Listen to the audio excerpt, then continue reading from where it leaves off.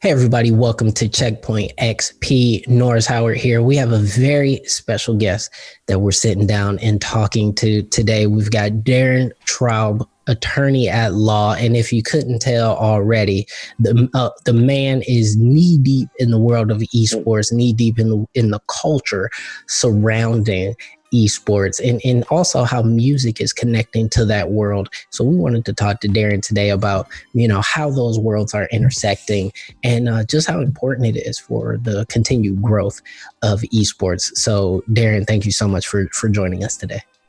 Hey, thanks for having me today. So before we get too deep into everything that you do or everything that you're involved in, how did you get involved in the esports world, and what got you interested in it, and what do you do? Yeah, sure. So back it up. I'm at my heart, I'm an entertainment attorney slash kind of consultant within entertainment genres, with a true specialty in what I call experiential entertainment. So I represent probably more than 50 different music festivals and live events, lifestyle brands, mostly within streetwear. I work with a lot of record labels in connection with hip hop and EDM artists specifically. And as I was watching, kind of from backstage, a lot of this develop over the years, I noticed that a lot of the artists, a lot of the producers, and a lot of the streetwear influencers were doing more and more in gaming than typical, a few years ago. And I was watching esports kind of build out. And then on top of that, I had several friends that were starting to become more and more involved in the esports, commissioners of leagues, becoming CEOs of teams. So I was watching this develop, and I kind of had this idea that, if you're going to really make esports take off, it needs to become part of the lifestyle conversation. So there is then a piece where the music plugs in. There's a piece where fashion collabs drop in. There's a piece where traditional entertainment can, stunt out within esports and gaming. And so I kind of had this idea of, let's make it a giant ecosystem where gaming and esports is plugged into the larger lifestyle branding conversation. And somehow the network just took off, and everyone from all different facets was interested in learning more about each other. And I've just kind of taken off from there. And it's interesting that you bring that up, because for those of you who are listening and aren't necessarily viewing this as a video, but you've got on this really awesome FaZe Clan and Kappa collaboration shirt, and FaZe Clan really is probably the number one example of a esports organization that is also a lifestyle brand, or you could say a lifestyle brand that's also a esports organization, however you want to put it. But they really have mastered sort of that overlap where we're talking about music, we're talking about gaming, we're talking about clothing, we're talking about all this stuff sort of meeting at a nexus that is FaZe Clan. And so when it comes to esports, we know that there are teams that are good, but they may not necessarily be the teams that have the biggest followings. Is the lifestyle angle really the way that esports should be looking at this, or will there be teams that get popular just because they're good, or more profitable just because they're good? Yeah, I would say that if a point of owning an esport organization is to make a return on your investment and become a way to monetize, that you have to be speaking more as a true lifestyle brand. So you brought up FaZe. To me, FaZe knocks it out of the ballpark, but it's a little bit different, right? FaZe is what I would truly call an entertainment conglomerate. You now see them building out FaZe Studio. You see a lot of music drops with Offset and Lil Yachty that happen to be starting off in gaming culture and then truly transcended out of gaming and esports, such that the esports piece is almost just kind of hidden now within the FaZe lifestyle. You then switch over to say something like 100 Thieves, right, which is a very good esport organization, maybe not the top, they're not winning, but they're looking at what FaZe Clan is doing and saying, hey, I want to kind of recreate some of that hype. So they now have their compound, they now have the 100 drops. They're bigger within collaborations. I think they were the first organization to truly realize that you need streamers. And, of course, they built out with Drake and Scooter and kind of brought out the brand, again, bigger than esports. You switch that to maybe some of these organizations that are very concentrated within the league of whatever they're playing in themselves, that may be top of whatever league they're playing in, but don't really have a brand, don't have collab drops, don't really have a lifestyle edge to them, other than the fact that they're winning, and they may have some jerseys for sale either on their website or at an event. But the reality is that's not going to appeal to many masses, even though let's take an Overwatch team, right? If you're the top of Overwatch league, and one, you're only within the finite organization of those who watch Overwatch. And then again, two, you're only really kind of speaking to those who follow your team and may want to say, oh, I'm rooting for the best team because, they're winning, but you're not speaking to the broader audience. So you're not transcending esports and gaming, much less out of Overwatch itself. Right. So, and that's interesting. And so talking about that sort of transcending beyond esports, you brought up Drake and Scooter Braun, who are investors in 100 Thieves, Offset, who is an investor into FaZe Clan. Why do you think musicians, and in particular EDM and hip hop musicians, getting involved in esports? Because those two genres of music seem to be the most intertwined with esports right now, to the point where they're actually investing into these esports. Yeah, I think both of those are a true example of the fact of artists within hip hop and EDM recognizing who their fan base is, and recognizing, more importantly, what their fan base likes to do, which is mostly gaming. So what's interesting though about that, right, is if you were, let's take Offset. Right? Offset is not going to ever likely buy into a traditional sports team. One, because it takes billions to invest in that. Yeah, the buy-in is huge. Yeah. The buy-in's huge. Two, it doesn't speak to his audience, right? If he's from Atlanta, so if you were to buy in the Atlanta Falcons, it's very unlikely then that his broad-based demographic really cares about him owning in the Atlanta Falcons.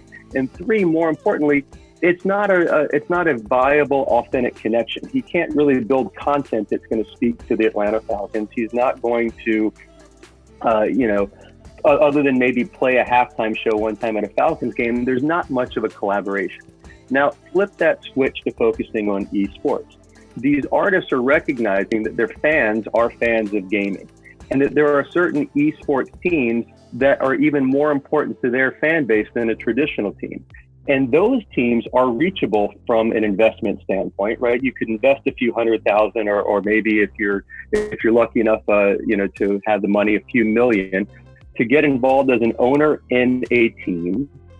You get the cachet of owning a team, but more importantly, it's a team that resonates with your demographic. It's a team that you can actually collaborate with on content, on gaming, do music that would resonate with the esport fan. But more importantly, the esport team then can point to this hip hop artist or this EDM artist and say, look, we are bigger than just esports, right? So esports, while it may have, it's millions of viewers, music obviously has billions, right? So it brings esports into a different discussion. It elevates esports from a typical gamer in their parents' house to, look, I'm actually part of the fabric of culture right now. Well, and I still find that very interesting, because I agree. I know that, you hear EDM, you hear hip hop as the background music to people's streams. You hear, hip hop all throughout, the soundtrack for these different leagues. But one question that I do have is that, we're not seeing a lot of female artists or country artists or even pop artists getting involved with the space. But it's not like country fans and women don't play video games, because they do. Why do you think that hasn't necessarily made the jump quite yet in terms of those genres or those demographics? Yeah, I would say, right, first of all, we're still just getting started, right? You are just now seeing the collaborations of musicians into esports. And so what makes sense, though, for, say, a FaZe Clan or 100 Thieves, for their demographic, for their brand, for their energy, is hip hop and EDM, right? That's kind of the cool cachet, without any disrespect to country. I'm from Atlanta, so I love my country music. I love, rock and all of those genres. But when you think of kind of the really cool, hard-hitting genres that make sense right now for esports, it's EDM, because that's easy to put behind some of your cutscenes and elevate it to a higher level. It's hip hop because the street culture of hip hop speaks to the street culture behind gaming right now. But as these teams start developing their brands, right? So, FaZe and 100 Thieves kind of know who they are. They have this voice, so to speak, that it's easy to identify. Here's my hip hop artist. Here's my EDM artist. And you sort of see things like Steve Aoki getting involved. You see, Skrillex now getting involved. But as these teams start developing their brands and their demographics, they are going to start speaking to more women artists. They're going to start speaking to country artists, pop and rock. I think right now it just kind of, we're scratching the surface, and the initial low-hanging fruit of a good entrance is hip hop and is EDM. Yeah, we're talking to Darren Traub, attorney at law. He's also got his finger on the pulse of the intersection between music and esports. He assists a ton of brands in terms of getting involved into esports as well as music. And I want to shift gears right quick, because we previously, in passing in another conversation, talked a lot about in-game performances, and talking about the Marshmello and Travis Scott performances in Fortnite, and just how mind-blowing they are and how special as moments that they are. When it comes to the Travis Scott performance in particular, and the Marshmello performance, how do those even start? You're on the back end. You're the guy that helps, make some of these connections. How does that happen? How does a conversation between Travis Scott's people and Epic Games begin so there could be a in-game performance? I'm very curious about that. Yeah, so it starts with a conversation, usually from, let's start with the gaming side, right? The gaming side says, I have an ecosystem, pick Fortnite, for example, that speaks to a broad audience. And putting an interactive cutscene that really is a performance into that game won't detract from my game. And in fact, it'll be a value add. And look at the numbers that I have. Now, what is a good starting point then to sort of test my theory that, let's say, we're talking about Fortnite, right? That Fortnite is bigger than just a game, that it's a true cultural phenomenon with social media and interaction, and can be bigger than come in and play my game. So back then, right, Ninja and Marshmello were good friends. Marshmello was a Fortnite player, so it was an authentic buy-in to it. Marshmello was one of the, at the time, and still is, one of the bigger EDM DJs. Puts these phenomenal shows together, and his demographic was a nice exchange for Fortnite, right? So you have to sort of say, where is this going to mesh? And more importantly, is the transfer going to occur, right? So if I'm Marshmello and I say, I'm going to put my concert in Fortnite, my goal is to get viewers who may not have heard of me to now appreciate my music, and of course, carry over past that. And at the same time, for it to be a value add to Fortnite, it needs to be a musician whose demographic will, one, log on and understand it, but two, maybe stay and play the game after the Marshmello concert ends.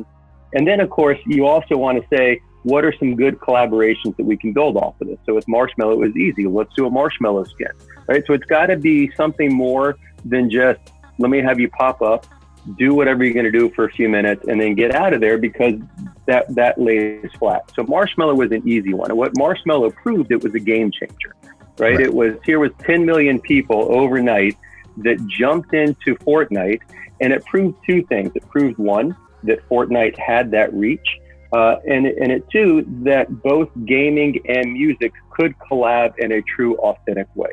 Now, you can't constantly do these, because then it will lose its cachet. And again, it takes a lot to sort of think about what is really going to work, right? Because if you do, let's say, an outdated country band within Fortnite, and you get maybe 20,000 viewers, not crapping on anyone, but let's just say that was what happened, then it doesn't work, and it doesn't elevate, and you get the negative publicity, and no one is going to want to be the next one. Right. So I think that the Travis Scott one worked, one, because of the pandemic that we're in. So people are craving something unique to watch. Absolutely. But number two, those numbers that we saw, right? 12 million on the first night, 27 million unique viewers over the several days, and 45 plus million overall views, right? Crazy numbers, right? Staggering. And what that shows, one is the reach of Travis Scott. Two is the reach of Fortnite. But more importantly, it did so in such a unique, authentic way. They even did it out as a concert over multiple days. And so I think what that shows is, one, the cultural relevancy of Fortnite, but where you can take this, right? So you can now find new authentic concerts to do these kind of cutscenes, and two, you can do advertisers now that will show up and maybe not be a music concert, but something authentic that builds into the Fortnite community, such as the Quibi movies that we're now seeing come out. Exactly. The sky's the limit for what that can do. And so, you know, I was able, first of all, I re-downloaded Fortnite just to go to this Travis Scott concert. I'm not a big Fortnite fan, but it's on my computer now. I'll probably play it from time to time simply because it's there now. And I think that's part of the objective as well. But watching the Travis Scott concert, seeing what they were able to do with that engine, and like you said, having it over multiple days so many people could experience it, I couldn't help but think, you know, this could go farther. And I know that you work also with, you know, live event organizers, music festival folks. How possible is it that in the future we could have a digital music festival, you know, inside of a game? How possible is that? Well, it's happened before, right? So within Second Life, they even had a few. I didn't want to go back too far with Second Life. I used to play Second Life. Yeah, I used to play it too, but yeah. On my MySpace page years ago, I had no, but the reality is, right, especially now. So you look at all the festivals that unfortunately have been canceled for 2020, and like I said, I work with a lot of them, and some of the discussions going on right now, unfortunately, are when can we come back? And it may not be till late 21 or even 22, but your audience didn't go away. They still crave these festivals, and these festivals are looking for new ways to do it. So right now, right, the easy one to do is live streaming. So a lot of these festivals sponsored, you know, a David Guetta, you know, or, you know, a Kendrick live stream or something like that. But you're really then losing the essence of what makes that festival unique, right? Every festival has its own ethos, which is why you want to go to it. Coachella is different than Electric Daisy Carnival. It's different than Stagecoach. That's different than, you know, than Ultra. So if you can recreate, though, the ethos and the community feeling of a festival within a true, engaging, live, virtual event. And I think what the Travis Scott concert showed is that you can have this incredible experience for the cutscene itself, but still make it interactive a little bit for the fans to control their dance moves, to figure out where they want to stand on the stage, you know. And so the sky's the limit. You could place different stages within a Fortnite, within Animal Crossing now, right? That, you know, that game is going you know, prove this, and you could control your character from going to stage, and you could recreate the festival feeling within these events. And I think festivals right now took a step back to say, you know, one, we need to lick our wounds from 2020. But they're all calling, going, what can I do now? How can I connect with my audience? What are you seeing as these ways? And I think putting on a virtual festival that you don't have to build from scratch, right? So you utilize Fortnite, you utilize a Sims platform, you utilize you know, an Apex. You utilize something, though, where it makes sense for you to be in there and for your players to engage. And of course, you know, Fortnite is the easiest because you're almost dressed like your festival character. But I think Animal Crossings would be so much fun too. And I think the sky's the limit. And I think more importantly, for the last year, they've been looking for a way to intersect esports and gaming and music festivals. And you look at sort of the failed Metarama and Playfest. And those don't really work because as much as music and gaming are great, if you are truly at an esports competition, you don't want to hear live music. It is a nuisance and it is a distraction from your gaming.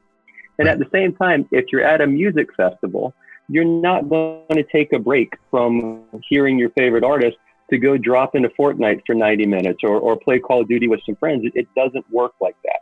maybe you'll bro out with a Madden game or, play Cupheads for 10 minutes. But I think if you connect music festivals through a gaming experience like this, and you hold a festival within that, it's a game changer for both. Yeah, and so Darren, we're running out of time here, but I definitely want to ask you one last question. If you had, sort of, I don't want to say advice because I don't want you to give your services away for free, but if you had to say, where does this sort of aspect of esports go in the future? If you could future cast a little bit, 2020 is a really important year for esports, considering how everybody's at home. It's been a big year for gaming and for streaming. If you had to future cast a little bit to say, what can esports do to continue to grow, what would be that thing? I would say esports is going to transcend into what it really should be, which is part of the lifestyle conversations. And it's going to do that with finding, as you and I kind of talked about at the beginning, its artist voice to transcend. So what's interesting is when I'm working with my esports teams, they get so proud because they put out a piece of content and within a matter of days, it got 1 million eyeballs. But when I talk to my artists and I talk to the record labels, they put out a song and it gets 1 billion, ears within a matter of hours. Those numbers are completely staggering on two different levels. And so esports needs to become part of the bigger entertainment conversation because that's where the real numbers are. But those true, I'll call traditional entertainment brands are getting a little outdated, right? Right. Some music, traditional sports and media, and they're looking at what is the next new thing, and esports and gaming is it. And so it's got to be a connection of the two for traditional entertainment to build out their voice within esports and utilize gaming and esports to reach this audience. And then it also, in the same way, it takes esports and gaming and it puts it in a true culture phenomenon where it's not that kind of nerdy, cached underground thing. It's, look, I play Overwatch, and that's great because guess what? Offset plays it. It's, Marshmello plays it. It's heavy metal bands play it. So, look, I am proud to play it because it's part of the fabric of society. So I think it is going to be in the next 2 years linking those two things together. Darren Traub, attorney at law and clearly esports and music guru.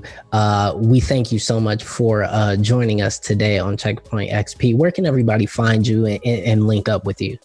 Yeah, sure. So the easiest way is just to go on my LinkedIn. It's Darren, Darren Traub.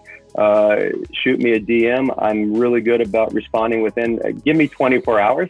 That's probably the easiest way to find me. Otherwise, you can also go to my law firm's website, which is dwt.com, and just look up esports and you'll see my smiling mug on the bio page.